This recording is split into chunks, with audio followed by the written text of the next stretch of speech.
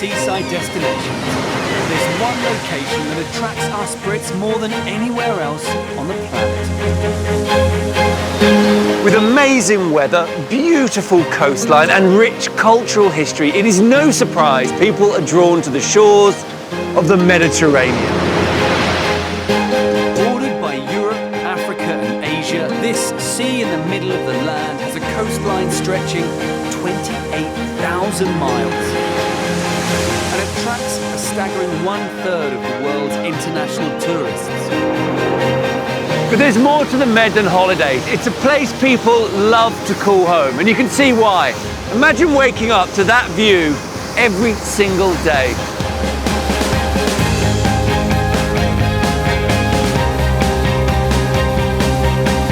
On my journey around this diverse region, I'll explore the fascinating architecture. Look at that. That's spectacular. Isn't it? Beautiful. I'll get hands-on to experience life as a local. Why are there all these supercars in Monaco and you can only go 30 miles an hour? 50 kilometers per hour. And meet the lucky people with truly amazing homes by the Med. That's extraordinary, because when you're on the street, you have no sense that the cliffs and the sea is right here.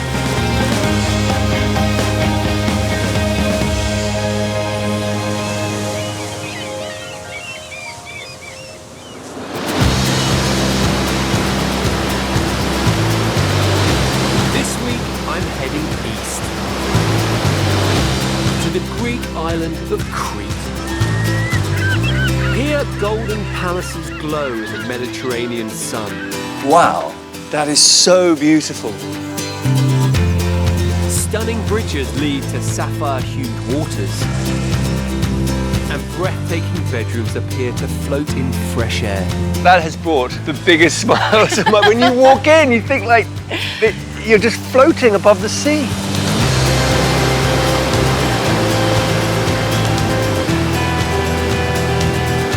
Crete is the largest of the Greek islands, the 5th biggest island in the whole Mediterranean. So in many ways, it's like a little country in its own right, with lofty mountains, stunning beaches, and a long, proud history. Located to the south of the Greek mainland across the Sea of Crete, its coastline is over 600 miles long. It's one of Europe's most southerly points and lies less than 200 miles from North Africa. Crete was home of the Minoans, Europe's first advanced civilization. So you could say the modern Mediterranean lifestyle has its roots here. And I'm heading into the harbour at Chania, a city with a documented history stretching back thousands of years. But I'm here to find out about 21st century Crete and to visit some houses that are adding to that rich architectural heritage. Chania is Crete's traditional capital. A stroll along its atmospheric quayside reveals the many influences that have gone into making this island what it is. A crossroads of east, west, north and south, fought over by competing armies for centuries. And you can see evidence of all of those civilizations. Over there, you've got the Minoan ancient harbour. The Byzantines built some of the sea wall over there. Then you've got that lighthouse, that's Venetian. Then the fortification out on the headland, well, that's Ottoman. And so is this lovely little 17th century mosque. You can feel thousands of years of history. It is a thing of real beauty. It's handsome harbour towns like Chania that's lured around 18,000 Brits to live permanently in Greece, many of whom now call Crete home. But the first house on my odyssey around this idyllic island is owned by a local, 30 miles from Chania, close to Livadia. On the rugged coastline of Crete's wild, wild west. It's an untamed coast dominated by jagged cliffs, part of the Crete mountain range that tumbles into the Med. And scattered across these honey-coloured rocks is a home whose design mimics a ship that's run aground and been broken up by this dangerous stretch of shore. But this is no wreck. Villa Hermes is a marvellous contemporary home that's a match for the awe-inspiring scenery it sits in. The person lucky enough to own it is property manager Natasha Zarini. This is incredible. What an amazing place. I mean, the coast is beautiful. And look at the house. It's fantastic. Thank you. I like the way it sort of staggers down the hillside and kind of fits into the landscape rather than dominating it. Yeah, that's true. And actually, if you see the steep cliffs and the untamed rocks, led us to this unconventional construction, I would say. So the house sort of shaped itself around the landscape rather than Exactly. the We other way follow around. the landscape. We follow the... Well, I can see why. I mean, it's such a beautiful spot. I mean, it's just, I'm speechless, really. It's so beautiful. Villa Hermes was built in 2014 as a summer house for Natasha and her family, who split their time between here and Athens. They chose this dramatic location because of deep-rooted family connections to this particular part of Crete. This is the place where my maternity grandfather was born. Okay, so your mother's father. Exactly. He always talking about his hometown, and I would say that he passed the passion and the love for his hometown to his daughter, and then to his grandchildren as well. So this is almost like a mythical place, is it? I could say. For my family it is. For my family it is indeed. Can we go and have a look around? Of course.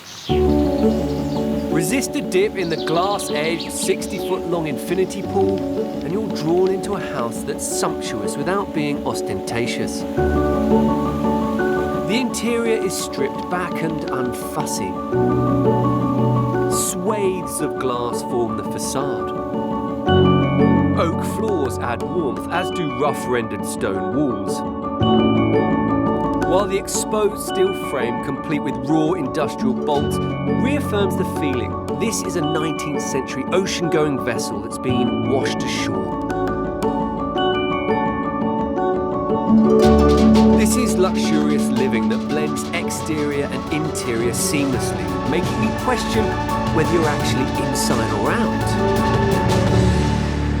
This is our mini garden, and it's planted with local flora, herbs, citrus trees that you can use when cooking, or if you would like to prepare a mojito, for example. You can just go and open the doors, and it's open to the sky. So it's completely like a bit of garden that you've slotted right into the middle of the house. Protected from the wind. It's like a greenhouse, but in the heart of the house. The villa has 3 simply furnished bedrooms with ensuite bathrooms that offer breathtaking views whichever way you look.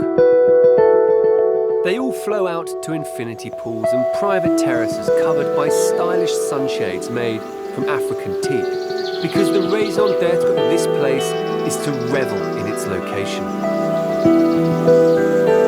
This is amazing. I love the way it sort of just seems to almost feel like it cantilevers out.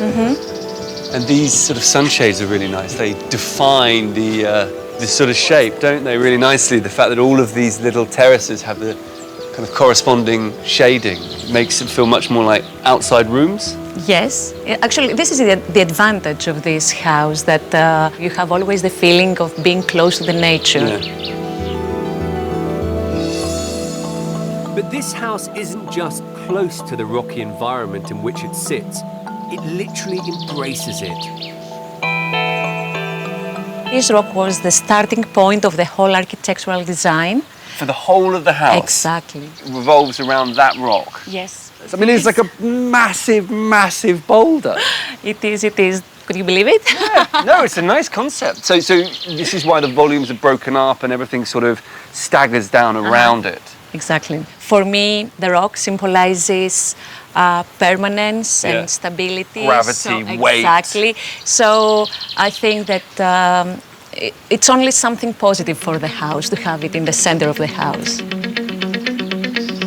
The bold is so integral to the design that Natasha's replaced partition walls with glazed panels, giving almost every room in the house a glimpse of that special stone. And all this glass makes Villa Hermes shimmer in the Cretan sun. But her favourite place in this very special home by the Med means crossing a delightful garden stocked with hardy thorns and lavender.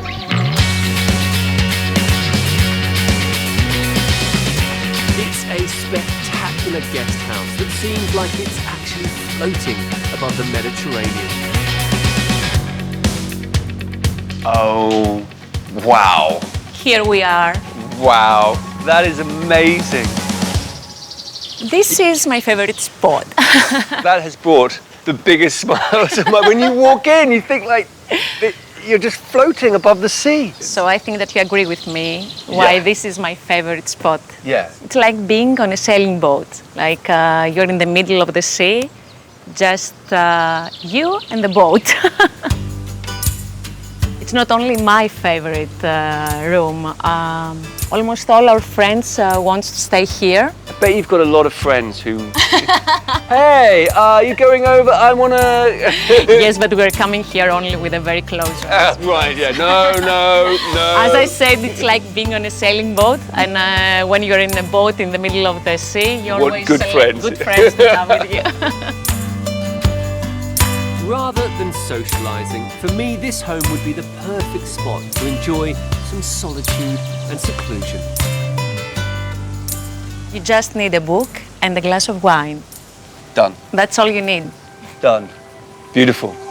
That is utterly jaw-dropping.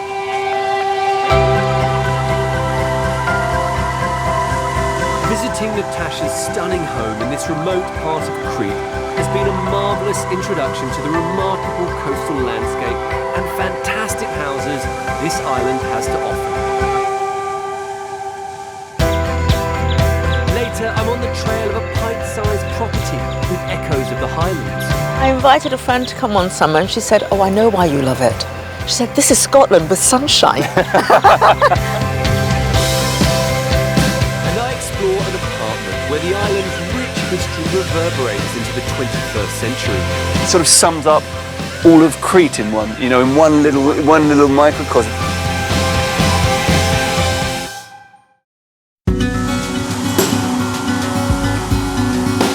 I'm on Crete exploring some of the best homes on this fabulous Greek island. So far I've seen an incredible modern villa scattered over jagged cliffs on its untamed western shore. Now I'm heading 80 miles east to the fascinating city of Rethymno.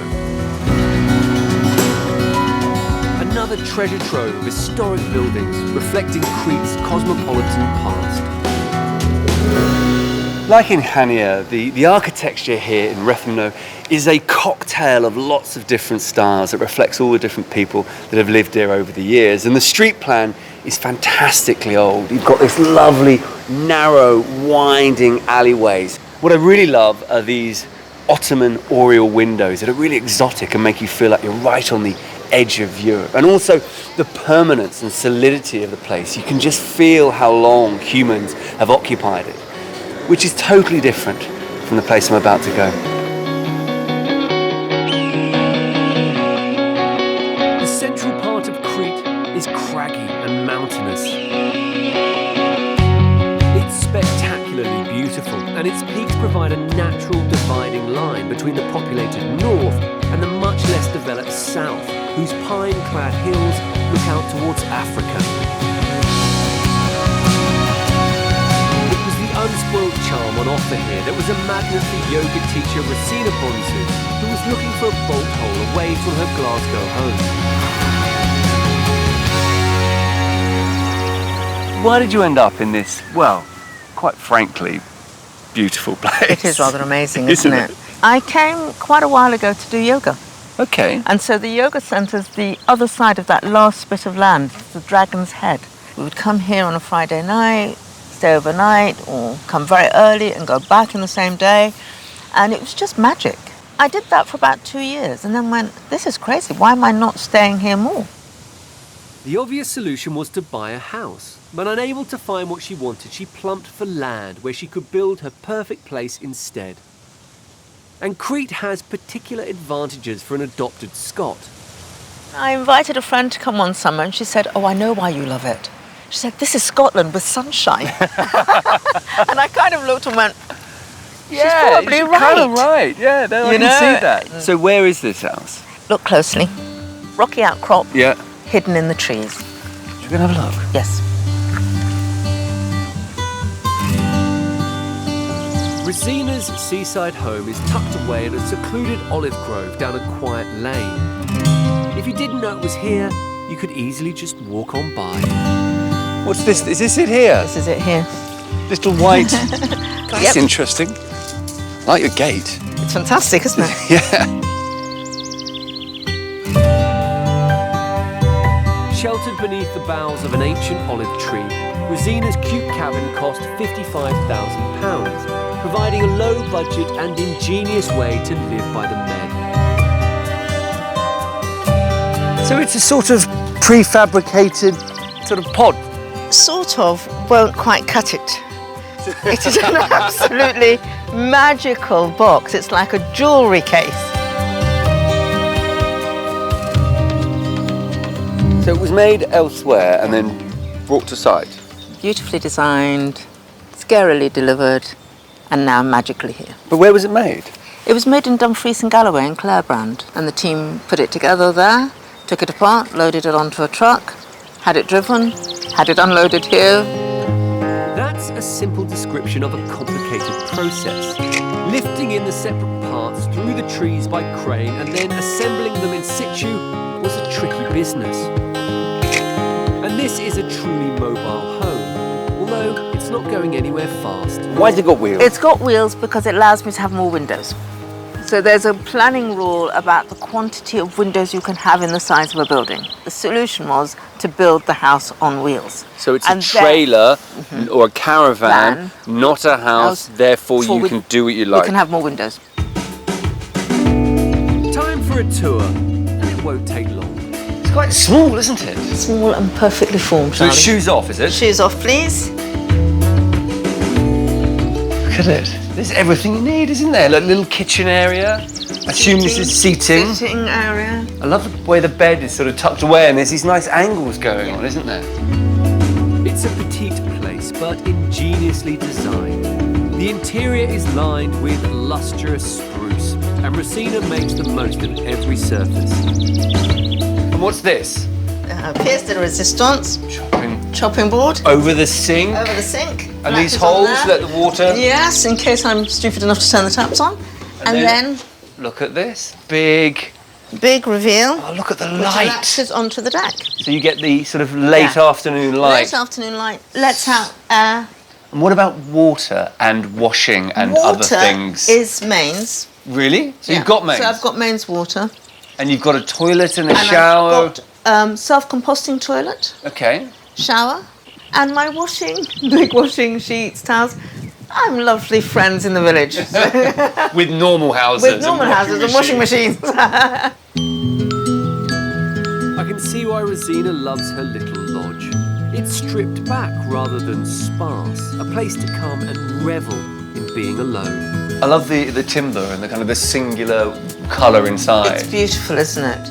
I mean, you know, for somebody who's usually quite a busy decorator, a lot of colour in my house and fabrics, and so this is a bit of an oasis to come here and just have this very calm, enveloping space. It's very nice. I suppose it's a lovely little diagram of living, isn't it? Of course, I'm hungry for more now. I'm like, could I do this at home? You know? Is this a new way to live? I think it might be. And I couldn't leave this corner of Crete without joining Rethymno in the thing that brought her to this amazing location in the first place. Breathe in, open. Place the palms. Breathe out, fold, release. And you can't help but be inspired. Oh, it's a very nice place to do Yeah. yoga. Yes, it is beautiful. I mean, it must be a wonderful place to come and spend the summer and really unwind. It's fantastic. I mean, I've been lucky enough to do this every summer. And now I also have a small home here. My relaxation session with Rethymno has highlighted just one of the many reasons people come to Crete in search of their ideal home by the Med. Depending on your finances, it's a place where you can enjoy the simple life or the high life. You'll need a pharaoh budget to buy this 5-bedroom terracotta treat close to Chania. This is a pricey pad. So if you really want it, you might have to hold on to your Horaces and take a view whether it's worth £1.75 million. Head east if the middle ground is more your thing, to this mini mansion close to Milatos. It's got 3 bedrooms and an ultra-modern pool with a filtration system that means there's no whiff of chlorine. The price, and not to be sniffed at, 317 grand. If renovating a wreck doesn't get your goat, this 2-bedroomed cottage near Suda Bay could be for you. It needs more than a little love and affection, but if you're pining for a property to restore, this bargain basement building could mean your £27,000 is very well spent. And at least the purchase price won't ruin you.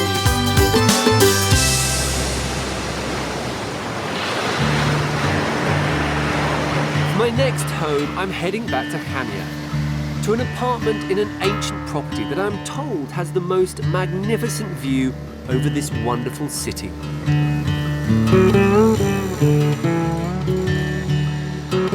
It's at the end of what was once the most sought-after street in town, and defied the World War II bombs that destroyed much of the district's architectural heritage. The house sits at the end of this very lived-in and rather modern-looking street, but despite appearances, this is actually one of the oldest parts of Chania.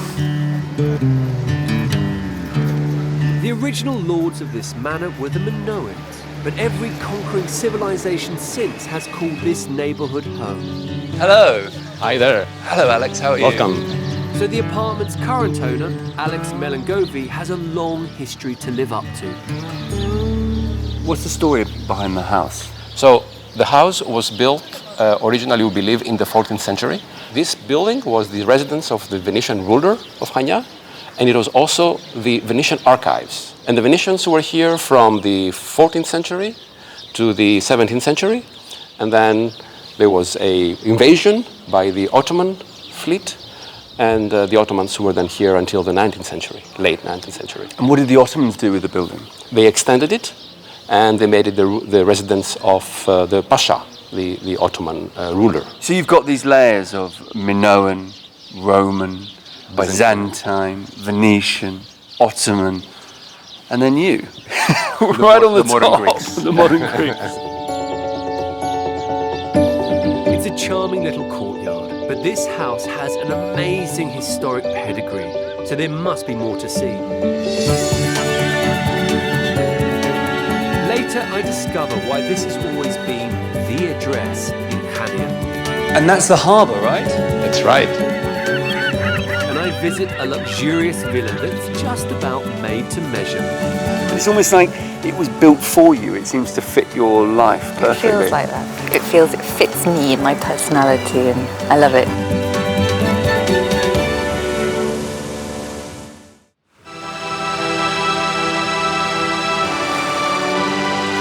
I'm on Crete, one of the most beautiful islands in the whole of the Mediterranean. Currently, I'm in Chania, checking out a mansion that used to be home to the Venetian and Ottoman rulers of this charming city. Alex Melangovi has renovated a third-floor flat in the building, restoring one of Chania's most significant architectural jewels. And that's the harbour, right? That's right. This is a palace that exudes a golden throne. A building of historic national importance that's dominated the city's skyline for centuries. Now that's a good view. I think it's a really beautiful townscape. You know, they're kind of all the different angles and the heights and styles of building, actually. You do get a sense of how long people have been living here. It's lovely, isn't it? Really lovely, really special place.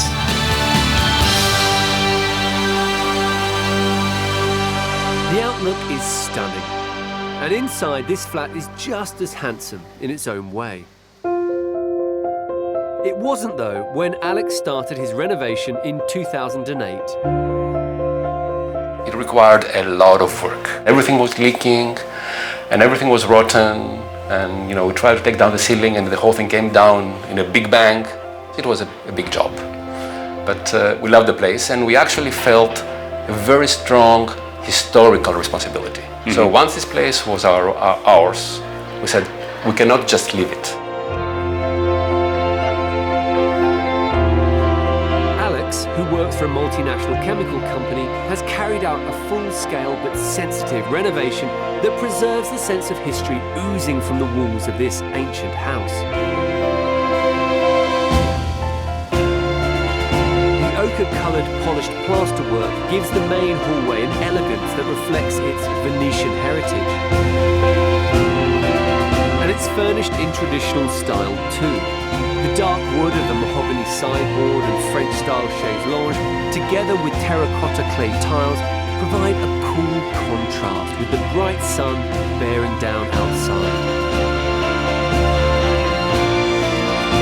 It all combines to make the interior understated and restrained, with a definite air of Cretan class about it. They're lovely, light, sort of airy rooms, aren't they? I mean, they've got a beautiful proportion to them. Yes, we have 24 windows and balconies, all of them restored. But once you open them all, light and air are coming in from all over the place. This is a family home, and Alex's mum Irene adores it as much as her son. She has a favourite spot to sit and watch the world go by, to savour a view that has changed little for centuries. There is an incredible sense of history in this building. I mean, you do feel that this has been right at the very centre of the kind of the town for a very long period. You can imagine all the ladies of the governor, Venetian governor, to sit here and look at this view. And you're doing it now, and I'm doing it now. 500 years later. I think what's so nice about it is you can see so much life going on, can't you? And then you can see the life going on and peaceful at the same time. There is movement, there are crowds. They're so far away and completely peaceful. Well, that's why I took this as my own place. This is your room, is it? My own place. This is your room. I think you've chosen very well. But the best place to get a taste of the history of the house and the city itself is to head for the magnificent roof terrace. Wow, that is so beautiful. Chania is exquisite from ground level, but from up here, the view of the city and its surroundings is simply extraordinary. It's fantastic. I mean, you do get a 360-degree view, and then you sort of sums up all of Crete in one little microcosm. You've got all the different history. You've got the islands. You've got the beautiful sea, the mountains, And all the city with all its life and the generations that have lived here. Well, I think it's wonderful. I think the way that you've brought it up to date, but really have kept that enormous sense of history in the building is it's a triumph. From this terrace with a view to take your breath away, there's no denying Crete is a stunningly beautiful and historic island.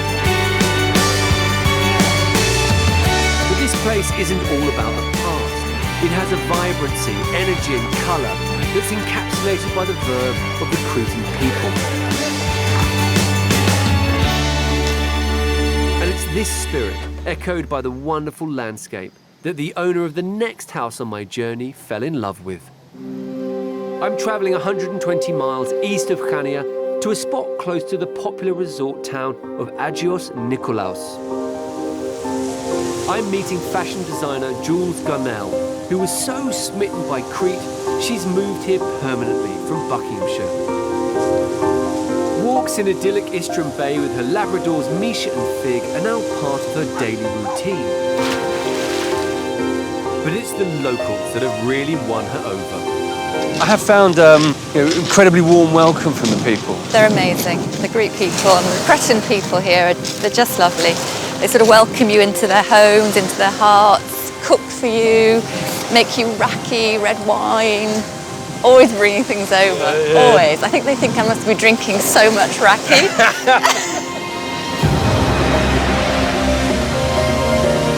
A short but strenuous walk from the beach and set atop lofty cliffs is Jules's home. Approached from the sea, it's low profile and low key. A home not just for show, but for living in.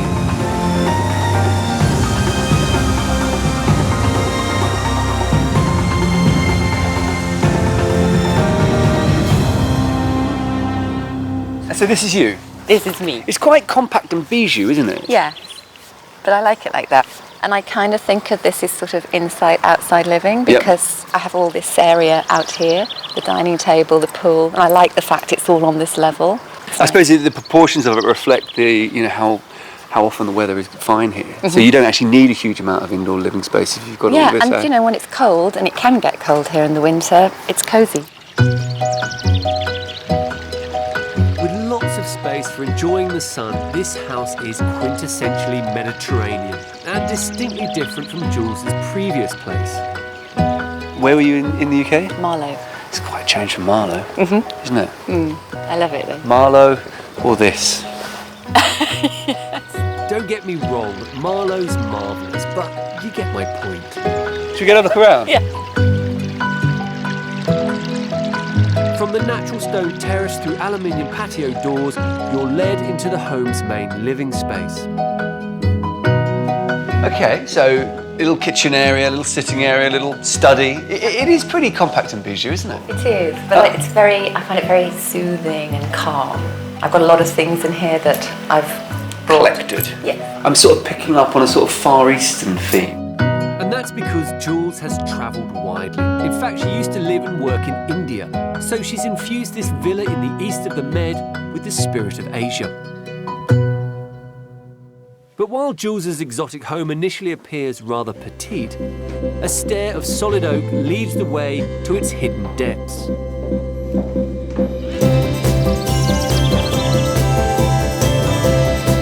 Beyond the pool terrace, the rear elevation reveals a second story below.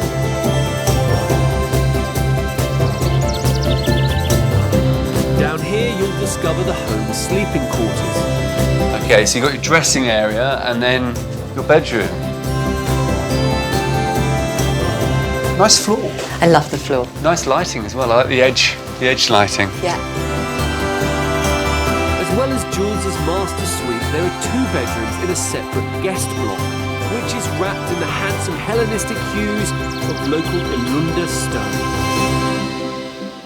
I think this lower level in the sort of stone and the way that it sort of runs into the sort of wall, the garden wall, the boundary wall, and the retaining walls in the bottom of the house, and then the top level just sits as a nice pavilion. I mean, it's almost like it was built for you. It seems to fit your life perfectly. It feels like that. It fits me and my personality, and I love it. But Jules is here because of the people.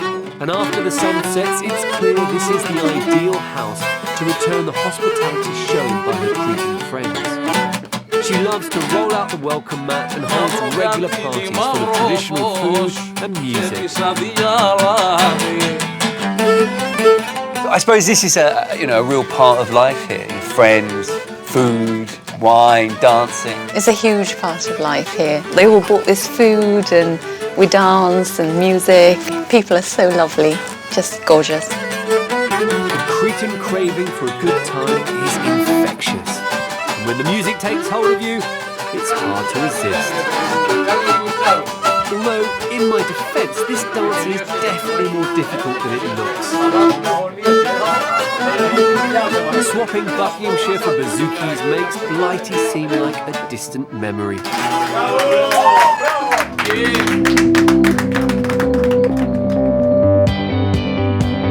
On the last leg of my journey around Crete, Crete, I'm going back to school for a class on capturing the beauty of the island's landscape. I mean, I'm going to put a bit of building in mine because I feel comfortable with that. Okay, so is it the whole building? Is it part of the building? I think it's part of the building. And I visit a house that bridges the gap between daring design and remarkable reality.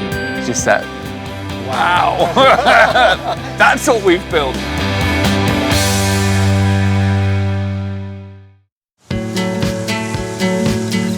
I'm on the final part of my trip around Crete, and I've seen some fabulous homes.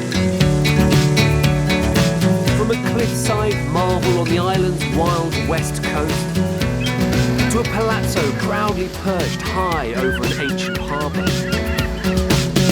This is an island full of inspiring locations, so it's no surprise artists have been drawn here for centuries. Two of the latest are Scot Janice Hunter and her partner Tim Saville, who have set up an art school in the quaint village of Kaskelos. I'm here for my own personal art lesson, but first we need to fuel our creativity in the local taverna. Oh, what's this? This is my lamp from my ships with lemon and spice. Well, I have to say, Vasily, this looks amazing, this food. Welcome to Castellos. Right, what should I try first? I don't know, what would you like? Why don't I try a bit of all of that? I'm going to start with some lamb.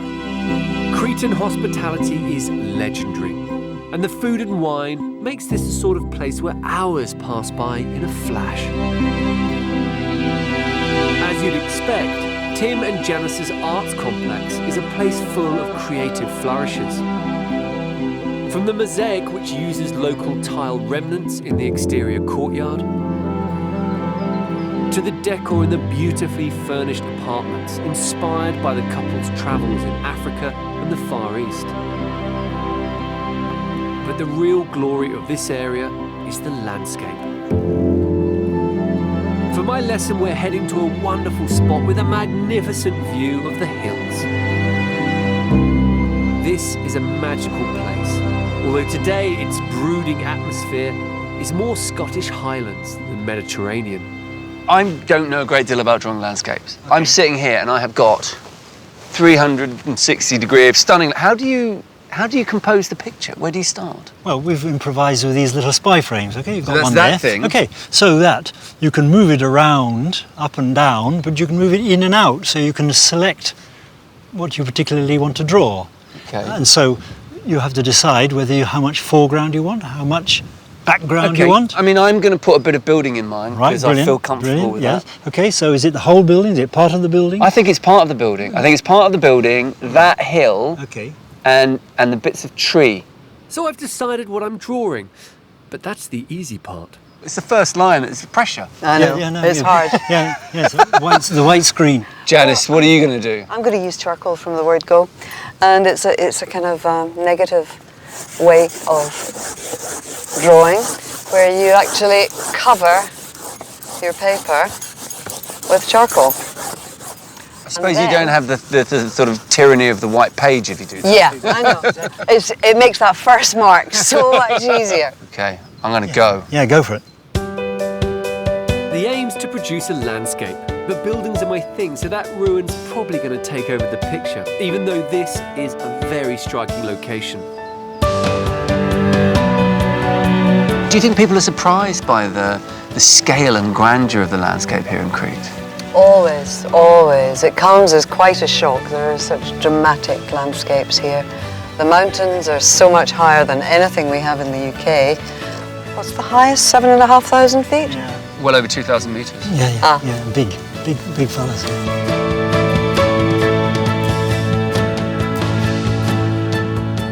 Given the food, the landscape, the architecture, the history, I mean, you're not going to be short of inspiration, are you? It's a sort of perfect place to explore your kind of chosen profession. I think you've chosen well. For what it's worth. We know we have.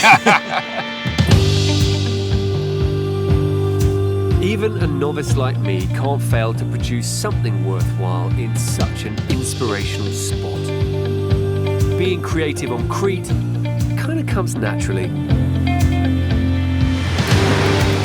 As my trip to Crete draws to a close, One thing I've learned is that this is an island where you can have any sort of house you want. But how do you decide what to build?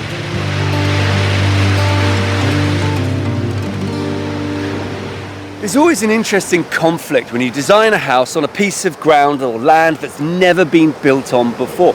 Will building there actually spoil the thing that attracted you there in the first place? Well, the next house I'm off to see deals with this conflict in a very intriguing way. For the final home on my Greek odyssey, I'm heading close to the village of Loutraki, at the entrance to the natural harbour of Souda Bay. Amongst the coastal olive groves, I'm meeting software engineer Alex Kolestos and his wife Evelyn, who own a rather striking modern home. This sharp-edged tower of sandstone is like a contemporary Cretan castle that looms large over the rocky landscape. And this stronghold's finest feature? Its epic drawbridge that acts as an elevated seaside promenade.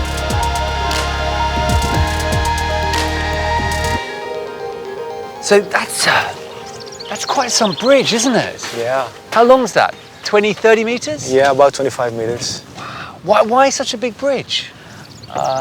So you get a better feeling of the sea. And the building, we placed it as near to the sea as possible. Yeah. So we had to make the bridge as long as possible. Yeah. But it's really nice. You sort of feel like you're flying, don't you? Yeah, that's the ideal. And we have a surprise for you. It's not the only one. You've got more than one. Yes. Now, bridges are a spectacular addition to any house. And if you can have one, why not have two? At 115 foot long, this one is more pier than bridge, leading you to the precipitous cliff edge and the Sea of Crete beyond. And did you line up the house? Yes, we line up the house exactly with the island. So that when you come down the lovely long bridge, you see the island and the other bridge. I see what you mean now. These floating walkways, held up by sturdy stone and steel pillars, mean despite the home's position in a deep gully, it remains visually connected to the sea. This is certainly a villa with a view, but its interior is inspiring too. You've got these inverted trusses, so very simple outside, but a bit more kind of going on inside. Yes, and we use materials so it will feel warm and cozy, the house inside. So you see the color palette also, it's simple and light. Yeah, natural materials. Yes. It's an interior style that's more Gothenburg than Greece, thanks to an abundance of pine on ceilings and walls that was imported from Sweden. Folding patio doors of grey aluminium lead to a sheltered dining area and give this tower a 21st century feel. While textured walls made from sandstone quarried on the island hark back to this home's Greek roots. It's very basic, very simple. Very simple materials, basic materials, and to make it seamless with the environment. Below this top tier are two further levels, and this is where you'll find 3 simple bedrooms. But they're not somewhere to linger, because this is a house, like many of Crete's best homes, designed for outdoor living. This is goes to Souda Bay here. Yep. And we have, we call it our rock island. Rock Island, on this bit here. This bit here. Yeah. Rocks and rocks. Yeah. Lots of rocks here. Olive trees. Yes. And rocks. And rocks. But it is very peaceful, and I like the fact that, the edge of the rocks and then the sea just beyond, and the colour of the sea is spectacular, isn't it? That beautiful blue. However, I'm itching to experience the best view from a bridge not too far. The walkway of interlocking pine planks transports you along to a cantilevered viewing platform suspended above the sea. That's a very spectacular cliff. That is amazing.